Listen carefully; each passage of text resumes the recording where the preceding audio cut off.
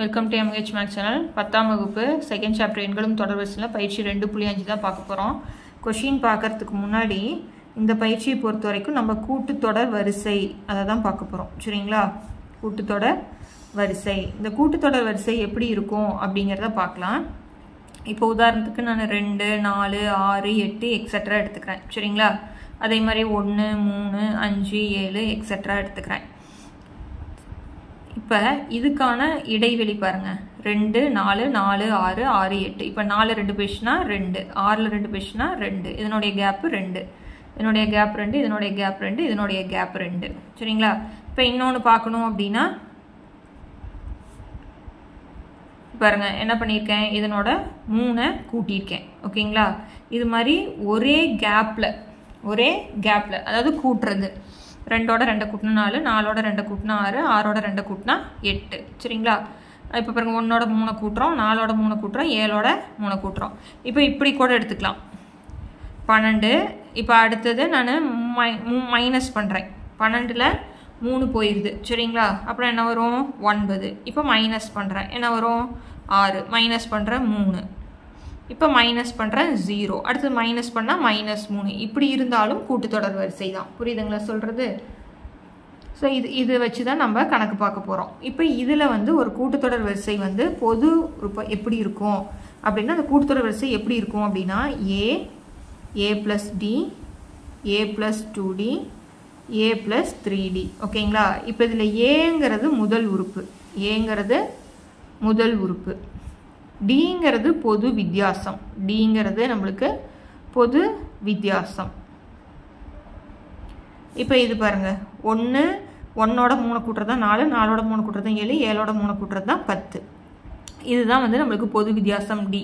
இப்போ முதல் உறுப்புங்கிறது ஃபர்ஸ்ட் இருக்கிறது. இப்போ இந்த கொஷினுக்கு இந்த இதுக்கு நம்ம பார்க்கலாம், கரெக்டாக இருக்கான்னு பாருங்க. இந்த ஃபார்முலா வச்சு பார்க்கலாம். ஏன்னா என்ன சொல்லியிருக்கேன், முதல் உறுப்பு என்ன இருக்கு, 1. இப்போ அடுத்து a + d, டிங்கிறது என்னது நம்மளுக்கு 3. அடுத்து ஏனா 1 + dனா 3, அப்படின்னா 1 4 வந்துச்சு பார்த்தீங்களா? அடுத்து a + 2dனா 1 + நம்மளுக்கு d என்னது 3, 2 3 6, 1ஐயும் 6ஐயும் கூட்டினா நம்மளுக்கு 7 வந்துருச்சு பாருங்க. அடுத்தது 1 + 3 3 9, அப்புறம் என்ன வரும், 10. புரிஞ்சுதுங்களா? ஸோ அப்படின்னா ஒரு கூட்டுத்தொடர் வரிசை எப்படி இருக்கும் அப்படின்னு கேட்டாங்க அப்படின்னா இதுதான் formula. a + d, a + 2d, a + 3d. புரியுதுங்களா சொல்கிறது? அதாவது ஏவும் டியும், ஏனா முதல் உறுப்பு, டினா பொது வித்தியாசம், இது ரெண்டும் கொடுத்துட்டு ஒரு கூட்டுத்தொடர் வரிசையை அமைக்க அப்படின்னா இந்த ஃபார்முலாவில் பிரதியிட்டு போட்டோம்னா ஆன்சர் வந்துடும். புரியுதுங்களா சொல்கிறது? இப்போ அடுத்தது இது ஃபஸ்ட்டு ஃபார்முலா. அடுத்தது செகண்ட் ஃபார்முலா அப்படின்னா, ஒரு தொடர் வரிசை கொடுத்துட்டு, இது மாதிரி ஒரு தொடர் வரிசை கொடுத்துட்டு இது கூட்டுத்தொடர் வரிசை தானா அப்படின்னு கேட்டாங்க அப்படின்னா formula T2 - T1 = T3 - T2. இது T2 அப்படிங்கிறது டேர்ம் 1, அதாவது ஃபர்ஸ்ட் நம்பர், ரெண்டாவது நம்பர், மூணாவது நம்பர் அப்படிங்கிறது. அப்படின்னா இப்போ இதுக்கே நான் போட்டு பார்க்குறேன் பாருங்க, இது T1, இது T2, இது T3, இது T4. சரிங்களா? அதாவது இது என்னதுன்னா பொது வித்தியாசம் நம்மளுக்கு சரியாக இருக்கணும், அதுதான் ஃபார்முலா. இப்போ T2 - T1, 4ல் 3 போயிடுச்சுன்னா எத்தனை, 3, 7ல் 4 போயிடுச்சுன்னா 3, 10ல் 7 போயிடுச்சுன்னா 3. அப்புறம் இது ரெண்டும் சமமாக இருந்ததுன்னா, அதாவது பொது வித்தியாசம் சமமாக இருந்ததுன்னா அது ஒரு கூட்டுத்தொடர் வரிசையை அமைக்கும் அப்படின்னு சொல்லிடலாம். ஓகேங்களா? உங்களுக்கு கணக்கு போடும்போது இன்னும் ஈஸியாக புரியும். இப்போ அடுத்தது மூணாவது ஃபார்முலா அப்படின்னா பொது உறுப்பு கண்டுபிடிக்கிறது. என்ன கண்டுபிடிக்கிறது, பொது உறுப்பு. அதாவது இப்போ நம்ம இந்த வரிசை கொடுத்துறாங்க, 1 4 7 10, 4 உறுப்பு கொடுத்துட்டாங்க. இதில் 10வது உறுப்பை கண்டுபிடிங்க. எத்தனாவது உறுப்பு, 10வது உறுப்பை கண்டுபிடிங்க அப்படின்னா formula Tn = a + n - 1 × d, a + n - 1 × d அப்படிங்கிறது ஃபார்முலா. இப்போ 10வது உறுப்புனா என்னங்கிற இடத்துல 10 போடணும். சரிங்களா? இப்போ ஏங்கிற இடத்துல நம்மளுக்கு என்னது 1, என்னங்கிற இடத்துல 10, 10ல் 1 போயிடுச்சுன்னா 9, d என்னது 3. இதை பெருக்கி 1ஆ வச்சு கூட்டினா நம்மளுக்கு 10வது உறுப்பு கிடைச்சிரும். புரியுதுங்களா சொல்கிறது? இதுதான். இப்போ அடுத்தது நம்மளுக்கு இதுலேயே 1 4 7 10 கொடுத்துருக்காங்க, எக்ஸட்ரா கடைசியாக ஒரு நம்பர் கொடுத்துறாங்க. எக்ஸாம்பிளுக்கு நான் எழுதுறேன். இப்போ 51 கொடுத்துருக்குறாங்கன்னு வச்சுக்கோங்க. அப்போனா இந்த 51 முடிஞ்சிருச்சு. 1லேருந்து 51 வரைக்கும் எத்தனை உறுப்பு இருக்குது, எத்தனை உறுப்பு, அதாவது உறுப்புகளின் எண்ணிக்கை, என்னது உறுப்புகளின் எண்ணிக்கை, இதில் எத்தனை உறுப்பு இருக்குது அப்படிங்கிறது உறுப்புகளின் எண்ணிக்கை. அப்படின்னா ஃபார்முலா n = L - a/d + 1. எல்லுங்கிறது கடைசி உறுப்பு பாருங்க, இந்த கடைசி உறுப்பு என்னது 51. அதனால் L வந்து 51ன்னு வச்சுக்கணும். ஏ தான் நம்மளுக்கு தெரியும் முதல் உறுப்பு. டிங்கிறது பொது வித்தியாசம். ரெண்டாவது உறுப்புலேருந்து முதல் உறுப்பு கழிச்சு வர்றது. கழிச்சு வகுத்துட்டு வரக்கூடிய ஆன்சரை 1ஆல் கூட்டிட்டோம் அப்படின்னா அந்த தொடர் வரிசையில் எத்தனை உறுப்பு இருக்குங்கிறத கண்டுபிடிச்சிடலாம். சரிங்களா? இன்னும் 4-5 ஃபார்முலா இருக்குது. இது மட்டும் ஃபஸ்ட்டு நல்லா தெரிஞ்சுக்கணும். சரிங்களா? இதை வச்சு தான் நம்ம ஃபஸ்ட்டு சம் போடுறோம். அதுக்கப்புறம் சம் போட உங்களுக்கு நான் ஃபார்முலா சொல்கிறேன். ஓகேங்களா? ஸோ கூட்டுத்தொடர் வரிசை அப்படிங்கிறது ஏவும், அதாவது முதல் உறுப்பும் பொது வித்தியாசமும் கொடுத்துட்டா இந்த ஃபார்முலா அப்ளை பண்ணோம்னா நம்மளுக்கு கூட்டுத்தொடர் வரிசை கிடைச்சிரும். சரிங்களா? அடுத்தது ஒரு கூட்டுத்தொடர் வரிசை கொடுத்துட்டு இது வந்து ஒரு கூட்டுத்தொடர் வரிசை தானா அப்படின்னு கேட்டாங்கன்னா formula T2 - T1 = T3 - T2. ஓகேங்களா? அடுத்தது வந்து ஒரு தொடர் வரிசை கொடுத்துட்டு ஒரு கூட்டுத்தொடர் வரிசை கொடுத்துட்டு 12வது உறுப்போ 15வது உறுப்போ 32வது உறுப்போ கண்டுபிடிங்கன்னா இந்த ஃபார்முலா. அடுத்து ஒரு கூட்டுத்தொடர் வரிசையில் கடைசி உறுப்பு கொடுத்துருவாங்க. அந்த இதில் அந்த தொடர் வரிசையில் எத்தனை உறுப்பு இருக்குது அப்படின்னா இந்த ஃபார்முலா. ஓகேங்களா? இப்போ நம்ம ஃபஸ்ட்டு சம் பார்க்கலாம். கொஷின் பாருங்கள். பின்வரும் தொடர் வரிசைகள் ஒரு கூட்டுத்தொடர் வரிசையா என சோதிக்க. புரியுதுங்களா? பின்வரும் தொடர் வரிசைகள் ஒரு கூட்டுத்தொடர் வரிசையா என சோதிக்க. அப்புறம் நம்மளுக்கு என்ன ஃபார்முலா கண்டுபிடிக்கணும் அப்படிங்கிறத யோசிச்சு பாருங்க பார்க்கலாம். செகண்ட் ஃபார்முலா கண்டுபிடிக்கணுமா? பாருங்க, பின்வரும் தொடர் வரிசைகள் ஒரு கூட்டுத்தொடர் வரிசையா என சோதிக்கவும் அப்படின்னா எத்தனாவது ஃபார்முலா வருங்கிறத யோசிச்சு பாருங்க. சரிங்களா? அதில் 1 2 3 4 5 கணக்கு கொடுத்துருக்காங்க. இப்போ பார்க்கலாம். ஃபர்ஸ்ட் கொஸ்டின் பாருங்க.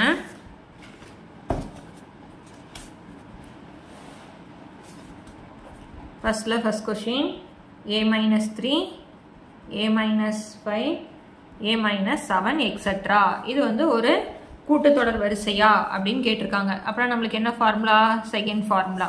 சரிங்களா? இது T1, இது T2, இது T3. அப்படின்னா D சமம் T2 - T1 = T3 - T2.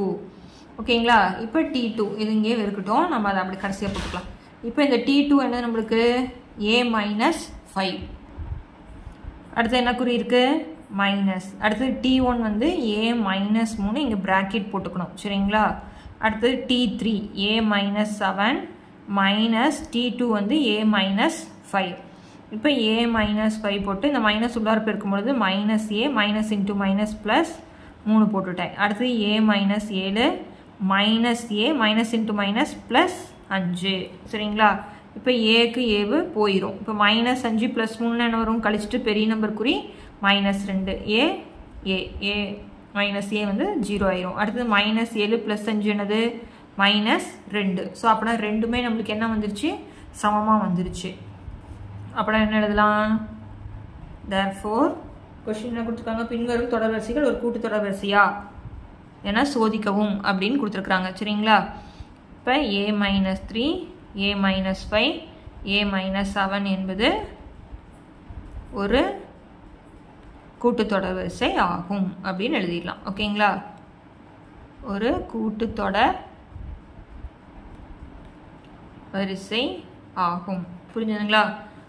ஒரு தொடர் வரிசை கொடுத்துட்டு இது கூட்டுத்தொடர் வரிசையா அப்படின்னு கேட்குறது தான். இப்போ கூட்டுத்தொடர் வரிசைக்கு இங்கிலீஷில் வந்து நம்ம என்னென்னு சொல்லணும்னா அரித்மெட்டிக் ப்ரோக்ரெஷன் அப்படிங்கிறனால AP அப்படின்னு சொல்லிடலாம். ஓகேங்களா? அடுத்து செகண்ட் சம் பார்க்கலாம்.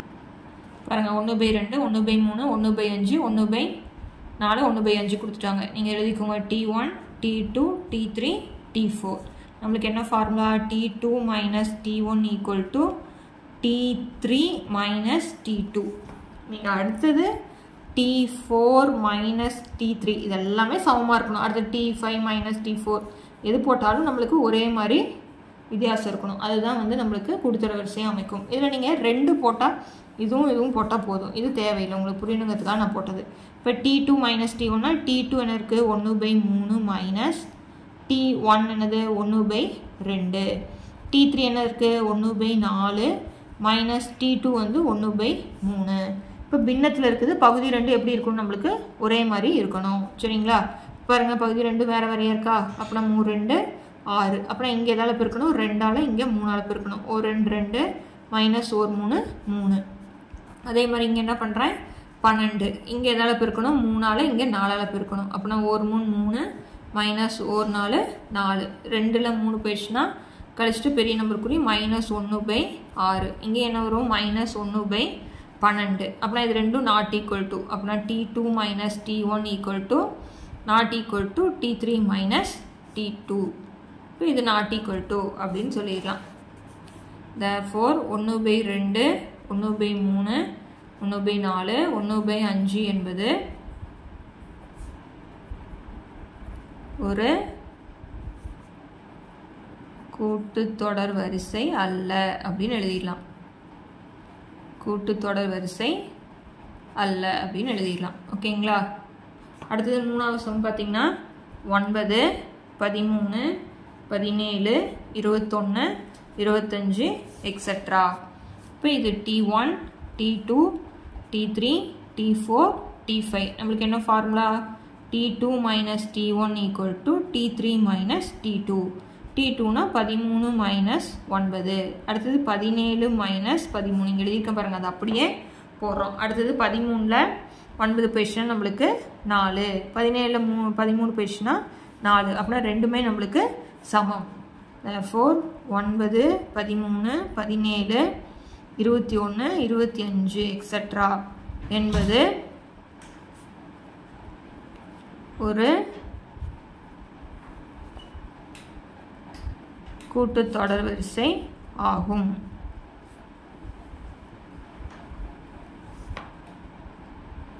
ஃபோர்த் சம் பாருங்க. -1/3 0 1/3 2/3 T1 T2 T3 T4. T2 minus T1 equal to T3 minus T2. T2 வந்து 0 மைனஸ் ஃபார்முலா இருக்கக்கூடிய மைனஸ், இங்கே இருக்கிற மைனஸ், மைனஸ் இன்ட்டு மைனஸ் என்ன ஆயிரும்? ப்ளஸ் ஆயிரும். 1/3. இப்போ T3 என்னது? 1/3 மைனஸ் 0. ஓகேங்களா? இப்போ பாருங்கள், 1/3 சமம் 1/3. இது ரெண்டு சமம் ஆயிடுச்சா? அப்படின்னா therefore -1/3 0 1/3 2/3 எக்ஸெட்ரா என்பது ஒரு கூட்டுத்தொடர் வரிசை ஆகும். ஒரு கூட்டுத்தொடர் வரிசை ஆகும். அவ்வளோதான். ஓகேங்களா? இதே 5th சம் பார்க்கலாம்.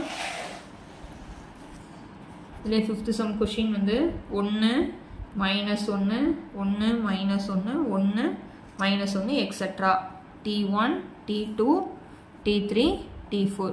ஓகேங்களா? ஃபார்முலா என்ன நம்மளுக்கு? T2 minus T1 equal to T3 minus T2. இப்போ T2ங்கிற இடத்துல இருக்குது -1, ஃபார்முலாவில் 1, T1ங்கிற இடத்துல 1 போட்டேன், T3ங்கிற இடத்துல 1, ஃபார்முலாவில் மைனஸ், T2ங்கிற இடத்துல மைனஸ் இருக்குது. அப்படின்னா மைனஸ் இன்ட்டு மைனஸ் என்ன ஆயிரும்? ப்ளஸ் 1. சரிங்களா? இப்போ குறி ரெண்டு ஒரே மாதிரி இருந்தால் கூட்டி அதே குறியை போட்டுக்கிறோம். இங்கே 1 கூட்டினா 2, இது ரெண்டும் ஈக்குவல் டுவா?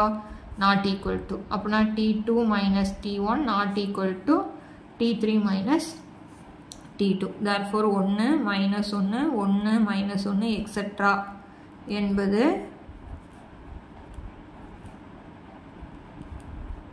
ஒரு கூட்டுத்தொடர் வரிசை அல்ல அப்படின்னு எழுதிடலாம். ஓகேங்களா?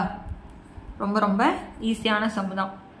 ஒரு 2 சம் போட்டுட்டு நீங்கள் பாஸ் பண்ணிட்டு ட்ரை பண்ணி பாருங்க. அடுத்து செகண்ட் சம் பார்க்கலாம். கீழே கொடுக்கப்பட்டுள்ள முதல் உறுப்பு A மற்றும் பொது வித்தியாசம் Dக்கு கூட்டுத்தொடர் வரிசைகளை காண்க. ஏவும் டியும் கொடுத்துட்டாங்க. ஓகேங்களா? என்ன கண்டுபிடிக்கணும்? கூட்டுத்தொடர் வரிசையை கண்டுபிடிக்கணும். அப்படின்னா என்ன ஃபார்முலான்னு யோசிச்சு பாருங்க. அப்புறம் நம்மளுக்கு என்ன ஃபார்முலா வரும்? First formula. ஏவும் டியும் கொடுத்துட்டாங்க, ஒரு கூட்டுத்தொடர் வரிசையை நம்ம அமைக்கணும். ஓகேங்களா? இப்போ செகண்டில் ஃபஸ்ட்டு சம்மு, ஏ வந்து 5 டி வந்து 6. ஓகேங்களா? இப்போ நம்மளுக்கு ஒரு கூட்டுத்தொடர் வரிசையா அப்படின்னா நம்மளுக்கு ஃபார்முலா வந்து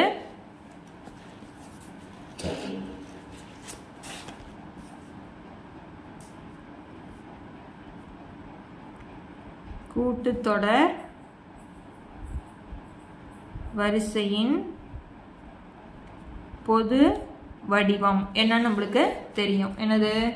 a plus d, a plus 2d, a plus 3d, a plus 4d etc.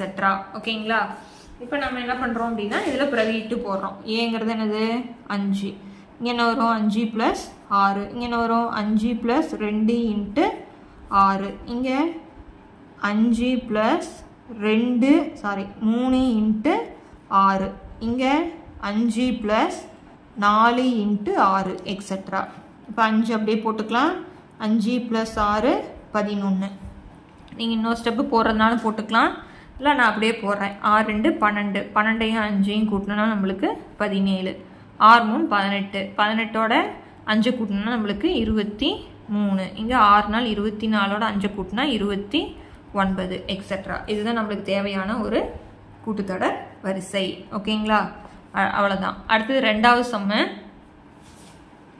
ரெண்டாவது சம் என்ன கொடுத்துருக்காங்கன்னா, ஏ வந்து 7, ஏ வந்து 7, டி வந்து -5. ஓகேங்களா? அப்போ நான் கூட்டுத்தொடர் வரிசையின் பொது வடிவம் எழுதிக்கிறோம். என்னது? ஏ, ஏ + டி, ஏ + 2d, ஏ + 3d, ஏ + 4d, எக்ஸெட்ரா. ஓகேங்களா? இப்போ நான் ஏ வந்து என்னது எனக்கு 7, அடுத்தது 7 + டி வந்து என்னது -5 நான் போட்டுட்டேன். இங்கே 7 + 2 × -5 போட்டுட்டேன். அடுத்து ஏ வந்து எனக்கு 7 + 3 × டி வந்து என்னது -5. ஓகேங்களா? அது அப்படியே பிரதிடுறீங்க, வேறு எதுவும் இல்லை. அடுத்து ஏங்கிற இடத்து 7, இங்கே என்ன குறி ப்ளஸ். அடுத்தது 4 × -5, எக்ஸெட்ரா. இப்போ 7 போட்டாச்சு. இப்போ 7 + -5. இன்னொரு ஸ்டெப் நான் போட்டு காமிக்கிறேன் புரியணுங்கிறதுக்காக. இப்போ ப்ளஸ் × -, -2 5 10. இங்கே 7 போட்டேன், ப்ளஸ் × -, I 3 15. 7 போட்டாச்சு, ப்ளஸ் × -, 4 5 20. அப்புறம் இங்கே என்ன வரும்? 7, 7ல் 5 போயிடுச்சுன்னா 2, 7ல் -10னா என்ன ஒன்று கழிச்சிட்டு பெரிய நம்பர் குறி. ஓகேங்களா? 5. இப்போ இங்கே 7 -15 அப்படின்னா கழிச்சிட்டு பெரிய நம்பர் குறி -18. 7 -20 அப்படின்னா -13, எக்ஸெட்ரா. அவ்வளோதான் சம்முங்க. ஓகேங்களா? ரொம்ப ரொம்ப ஈஸியான சம்மு தான். அடுத்தது ஏ வந்து 3/4, டி வந்து 1/2 கொடுத்துருக்காங்க. கூட்டுத்தொடர் வரிசையின் பொது வடிவம் வந்து ஏ, ஏ + டி, ஏ + 2d, ஏ + 3d, ஏ + 4d, எக்ஸெட்ரா போய்கிட்டே இருக்குது. இப்போ ஏங்கிற இடத்துல என்ன இருக்குது? 3/4. ஏங்கிற இடத்துல 3/4 ப்ளஸ் டி வந்து என்னது 1/2. ஏங்கிற இடத்துல 3/4 ப்ளஸ் 2 × டிங்கிற இடத்துல 1/2. அடுத்து ஏங்கிற இடத்துல 3/4 ப்ளஸ் இங்கே என்ன இருக்குது 3 × டிங்கிற இடத்துல 1/2, கமா ஏங்கிற இடத்துல என்ன இருக்குது 3/4 ப்ளஸ் 4 × 1/2, எக்ஸெட்ரா. ஓகேங்களா? இப்போ நான் 3/4 போட்டுட்டேன். இப்போ இந்த பகுதி 2 எப்படி இருக்குது? வேறு வேறையாக இருக்கா? அதனால் ஒரே மாதிரி கொண்டு வரணுமா? அப்புறம் 4 2 8ன்னு வச்சுக்கலாம். இப்போ இங்கே எதால் பெருக்கணும்? இங்கே 2ஆல் பெருக்கணும், இங்கே 4ஆல் பெருக்கணும். அப்படின்னா 3 2 6 + 1 4 4. ஓகேங்களா? இப்போ அடுத்தது இங்கே இந்த 2 நான் என்ன பண்ணிடுறேன்? அடிச்சிட்றேன். இப்போ இங்கே 2 அடிச்சிட்டா இங்கே 1/1 இருக்கிறதா அர்த்தம். இங்கே 4 இருக்குது, இங்கே 1 இருக்குது. அப்படின்னா 2 ஒரே மாதிரி இருக்கணும். அப்படின்னா இங்கே 4ஆல் பெருக்கிக்கலாமா? அப்படின்னா இங்கே 4 போட்டுக்கிறேன். 3 + 4. ஓகேங்களா? அதுக்கு அடுத்தது பாருங்கள், இங்கே வந்து 3 3 பெருக்கிறோம். அப்படின்னா 3/2. இங்கே 4 இருக்குது, இங்கே 2 இருக்குது. அப்படின்னா 4 2 8ன்னு வச்சுக்கலாமா? அப்படின்னா இங்கே எதால் பெருக்கணும்? 2ஆல், இங்கே 4ஆல். நான் பெருக்கி இங்கே போட்டிருக்கேன். ஓகேங்களா? புரியணுங்கிறதுக்காக. இப்போ 3 2 6, 3 4 12. புரிஞ்சுதுங்களா? அதுக்கு அடுத்தது பாருங்கள், இங்கே 4 இருக்குது, இங்கே 2 இருக்குது. இப்போ இங்கே என்ன வரணும்? 4 வரணும். இப்போ நம்ம என்ன பண்ணிக்கலாம்? 4/2ன்னு எழுதிக்கலாமா? இங்கே 4, இங்கே 2. இதை 2ஆல் பெருக்குனா எனக்கு 2 2 4 ஆயிருமா? அப்புறம் நீங்கள் 4 போட்டுட்டு 3 + 2ஆல் பெருக்குனா 4 2 8, எக்ஸெட்ரா. ஓகேங்களா? புரியுதுங்களா? இது மட்டும் நல்லா பார்த்துக்கோங்க. 2 கேன்சல் பண்ணால் 1. ஏன்னா கீழே என்ன வரணும்? 4 வரணும். அதனால் 4ஆல் பெருக்கிக்கிறேன். இந்த 3 அப்படியே போட்டுக்கிறேன். ஏன்னா இங்கே 4 தான் இருக்குது, இங்கே 4ஆல் பெருக்கிக்கிறேன். அதனால் ஒரு நாள் 4 போட்டேன். இப்போ இங்கே 4 இருக்குது, இங்கே 3/2. இங்கே என்ன வரணும்? இங்கே 4 வரணும். இல்லை நான் அது 2ஐயும் பெருக்கிக்கிட்டேன். 4 2 8 அப்படின்னு பெருக்கிக்கிட்டேன். ஓகேங்களா? அப்படின்னா 6 + 12 போட்டாச்சு. இப்போ போடலாம். 3/4. அடுத்தது 6ஐயும் 4ஐயும் கூட்டினா 10/8. அடுத்தது 3 + 4னா 7/4. இங்கே 6 + 12னா 18/8. இங்கே 11/4. ஓகேங்களா? இப்போ அடுத்த பக்கம் நல்லா போட்டு காமிக்கிறேன் பாருங்கள். 3/4, 6ஐயும் 4ஐயும் கூட்டினா 10/8. இங்கே 7/4, இங்கே 18/8, இங்கே 11/4, எக்ஸெட்ரா. ஓகேங்களா? இப்போ பாருங்கள் 10 8 இதை 2ஆல் வகுக்கலாமா? 2ஆல் வகுத்தா இங்கே என்ன வரும்? 4, இங்கே 5. இங்கே இது 2ஆல் வகுத்தோம்னா 4, இங்கே 9. அப்போனா ஆன்சர் என்னது? 3/4, 5/4, 7/4, 9/4, 11/4. இதுதான் நம்மளுக்கு தேவையான ஒரு கூட்டுத்தொடர் வரிசை. புரிஞ்சுதுங்களா? அவ்வளோதான் சம்மு. இந்த 2 சம்மோட இந்த வீடியோ முடிக்கிறேன். அடுத்தடுத்த சம் பார்க்கணும். சேனலை சப்ஸ்கிரைப் பண்ணிக்கோங்க. தேங்க்யூ.